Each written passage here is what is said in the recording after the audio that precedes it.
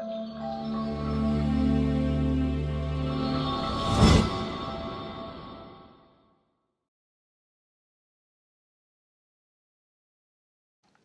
muy buenas a todos y bienvenidos al canal. En este vídeo quiero mostraros las expectativas de mercado que tengo de cara a la crisis que estamos viviendo actualmente, y para ello vamos a comentar por encima la situación y también vamos a ver qué sucedió en anteriores crisis como la del 2001, la del 2002 y la del 2008. También vamos a profundizar un poco más y vamos a intentar encontrar cierta similitud sobre la Gran Depresión del 1929 para poder hacer estas comparaciones con lo que está sucediendo actualmente. Lo cierto es que el impacto económico de esta crisis considero que va a ser histórico. Bueno, el mundo sabemos que por todo lo que estamos pasando es muy probable, de hecho ya está prácticamente confirmado, va a entrar en una profunda recesión este año. La paralización de la economía durante varios meses a nivel mundial es algo nuevo y para lo que considero no estábamos preparados. Las consecuencias económicas considero que serán brutales y se alargarán tanto como dure la pandemia actual. Esto va a afectar a todas las economías del mundo y a todos los sectores y ciudadanos del globo, ¿no?, del mundo. Y si la lucha contra el coronavirus, por esto comento lo de la Gran Depresión, se extiende más allá de unos pocos meses, es muy probable que no estemos ante una recesión, sino ante una depresión económica como la que se vivió en el crack del 29. El mercado no está cotizando este escenario del crack del 29 ya que es demasiado apocalíptico, pero si vemos que se empieza a extender durante más meses que lo observado en China, considero que se va a empezar a descontar este tipo de escenario. Tal y como explica el mejor documento de previsión de la crisis sanitaria que he visto, el mismo que pasaron, concretamente este que tenéis en pantalla, que pasaron a Donald Trump y a Boris Johnson, después de comentaros que después de que leyeran esto, básicamente una hora más tarde empezaron a adoptar esas políticas restrictivas de confinamiento, como en España y como está pasando en Italia y los demás sitios, que como veis no es nada. ¿Por qué precisamente han cambiado de opinión? Pues porque aquí podéis ver las expectativas que se generan si realmente deciden no hacer nada, y estamos hablando de 12 millones de infectados, siendo, bueno, os dejaré el enlace en la descripción, aquí podéis verlo, en la descripción del vídeo os lo dejo para que podáis leerlo entero, pero a modo de resumen estaríamos hablando de 12 millones de contagiados, hospitalizados, perdón.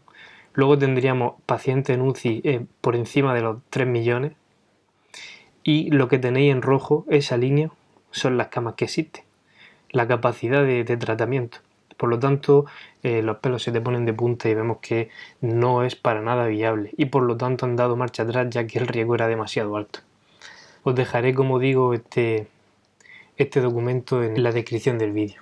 Como sabemos, aquellos países que han sido reticentes a obligar a su ciudadanía a una cuarentena estricta, como hemos dicho, de Estados Unidos y Reino Unido, van a sufrir decenas de miles de casos de infección durante las próximas semanas, lo que provocará un colapso de los centros sanitarios, y la cifra de fallecidos superará con creces a los porcentajes que se han experimentado en países como China y Corea del Sur, como podemos ver en este documento. Por ello, aunque hayan cambiado de opinión, habrá que ir vigilándolo. Yo personalmente aquí voy observando cómo van los casos y vemos que Estados Unidos ya ha superado a España en número de contagiados, y parece ser que se están poniendo las pilas y aún queda mucho por recorrer. Y aquí vemos cómo va creciendo la curva. También os dejaré el enlace en la descripción para que podáis echarle un vistazo. Aquí tenemos el caso de España. Os dejaré todos los enlaces en la descripción para que podáis viéndolo. Y como podéis observar, el crecimiento es realmente exponencial. Al final, todos los países tendrán que llevar a cabo cuarentenas, como lo que aplicó China, Corea del Sur, Taiwán y ahora Italia y España. Como sabemos, Italia ahora ha reforzado incluso sus políticas de confinamiento. La economía mundial va a vivir varios meses de parón en el mejor de los casos, y esto va a provocar una severa crisis económica y pánico en los mercados, además de una tensión social como la que no se ha vivido desde la última guerra mundial. Esto realmente no es broma. Y lo que encontramos, no podemos ver, por ejemplo, el impacto económico que va a tener ahora mismo en Europa o en Estados Unidos, pero sí que podemos ver qué está sucediendo a nivel de impacto económico en China. Aquí tenemos ciertos datos que podemos ir observando ya, y por ejemplo aquí tenemos el PMI del sector manufacturero y vemos cómo se desploma bajo los mínimos incluso de la crisis del 2008. Ahí lo podéis ver. Realmente una caída brutal. Si vemos el sector del PMI no manufacturero, vemos cómo cae muy por debajo de la crisis del 2008-2009 a 30, a 29,6. Si vemos la producción de coches, vemos cómo vuelve a caer también a niveles de 2005 incluso, 2006, 2005. Si vemos, por ejemplo, la producción industrial, vemos cómo se desploma a niveles realmente malos. Y si vemos, por ejemplo, el total de ventas de vehículos, vemos que también se desploma. Por lo tanto, el crecimiento se va a ver bastante afectado. Por lo tanto, si extrapolamos todo el impacto económico que está provocando esta crisis en China, la primera economía donde se sufrió el contagio del coronavirus, y lo extrapolamos al resto del mundo, vamos a ver cómo esto se va a ver en el resto de los países. De momento, los inversores confían en que las extraordinarias medidas de estímulo fiscal y monetario permitan compensar el impacto de la recesión que está por llegar. Pero si observamos lo que sucedió en las anteriores crisis, no creáis que aquí no se aplicaron medidas de estímulo monetario y fiscal y aún así no se pudo evitar la recesión, por desgracia. Antes de surgir este problema, también tenemos que tener en cuenta que todo donde cotizaban los mercados básicamente estaban viviendo una burbuja, tanto desde el punto de vista macro como micro. Por lo tanto, una parte importante de esto que hemos corregido considero que simplemente es una limpieza de esa burbuja, una limpieza de esos excesos antes de poner en contexto lo que todavía nos quedaría de vivir por recesión. La caída de las bolsas, al ser tan rápida, creo que muchos gestores no han tenido tiempo de cubrir sus carteras y eso lo podéis ver si analizáis los fondos de inversión y demás. Y por ello creo que al no anticiparse a esto, cualquier tipo de rebote que podamos sufrir, tal vez lo aprovechen para salirse del mercado y nuevamente veamos una extensión de las caídas.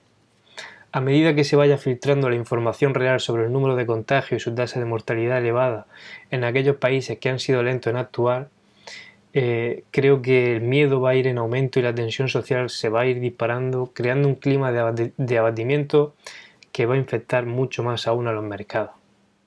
Como en cualquier predicción nos podemos equivocar, pero viendo los modelos matemáticos que os he enseñado antes, considero que la situación y el riesgo de que esto continúe en los próximos meses parece una realidad casi inevitable.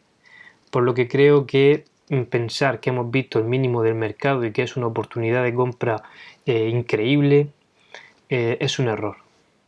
Creo que la gran caída todavía está por venir, sinceramente. Y para ver en qué se parece esta crisis de las anteriores, pues vamos a ver, por ejemplo, qué pasó. Vamos a hacer un breve análisis de lo que pasó en la caída del 2008. Y lo que sabemos es que aquí también enfrentábamos múltiples desequilibrios a nivel de deuda y a nivel de burbuja, gracias a las medidas de estímulo que estuvieron aplicadas en este tipo de caídas durante el 2000-2001. Se empezaron a aplicar bajadas de tipos de interés, concretamente del 6,5 al 1%. Los tipos no comenzaron a subirse hasta mediados de 2004 y volvieron al 5,25 en 2007.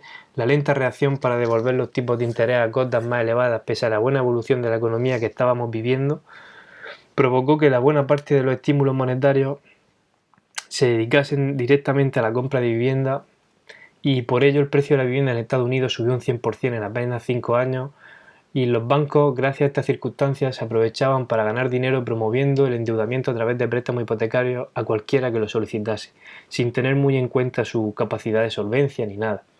Incluso a los ciudadanos que básicamente se iban a ver bastante complicados para pagar este tipo de hipotecas.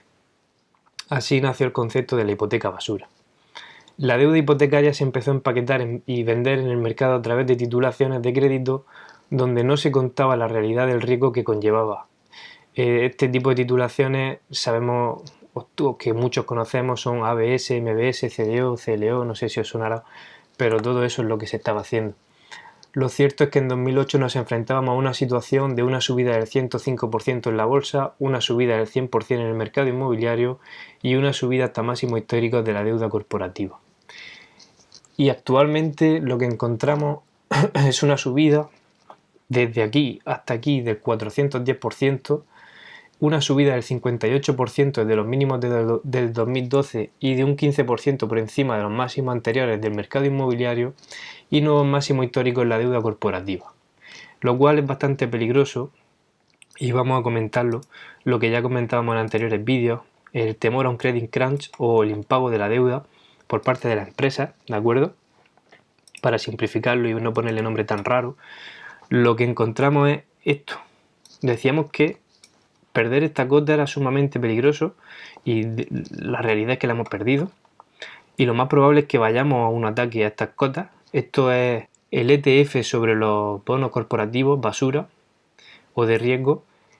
Y lo cierto es que el impago de estos tipos de bonos de la empresa puede empezar a realizarse.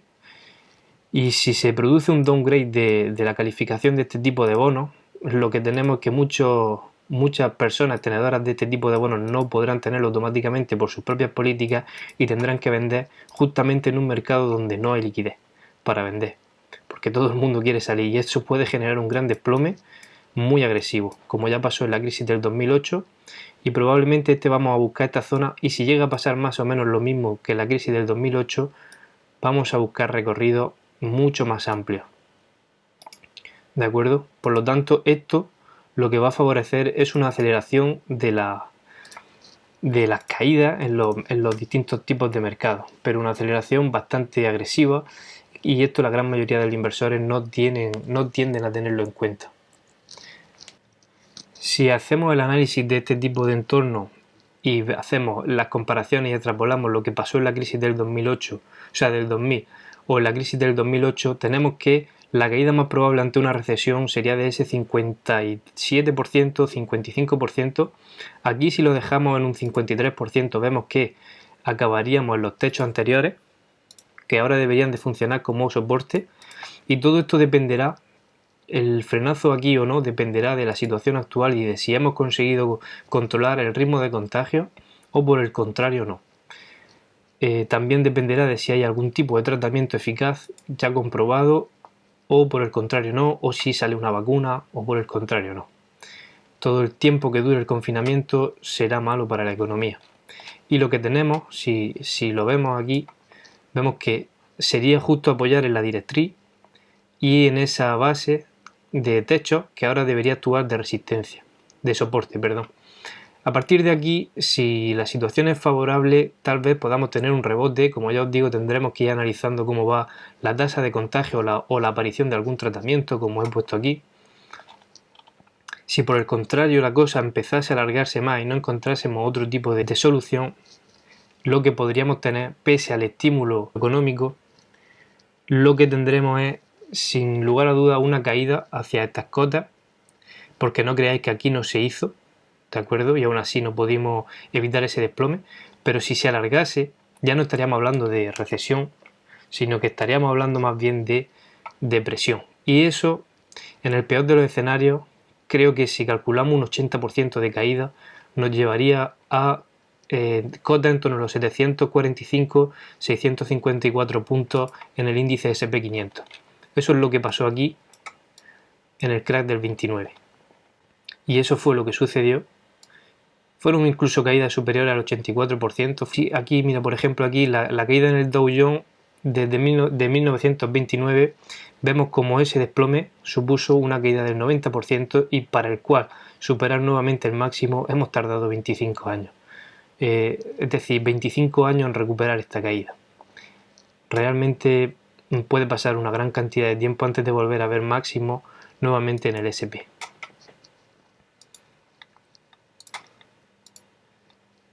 Vamos a poner de nuevo el gráfico de vela. Como digo, hay que estar vigilando muy de cerca lo que puede suceder con la tasa de contagio, con el control de esto y la aparición de nuevos tratamientos, ya que la paralización de la economía, cuanto más tiempo dure, considero que más probable es que vayamos en busca de una depresión y no de una recesión profunda, que ya sabemos que esto sí o sí se va a dar. Si saliese algún tipo de tratamiento y se cerrase o se controlase el confinamiento, y gracias a la cantidad de estímulo económico que estamos viviendo, sí que es probable que tengamos una vuelta en V, pero mientras esto no suceda, considero que lo más probable es esto. Es cierto que tal vez durante este proceso tengamos ciertos rebotes muy fuertes, porque los tenemos. Si vamos, para que podáis verlo, vamos a ir por ejemplo a un gráfico diario en lugar de un mensual. Y aquí podemos ver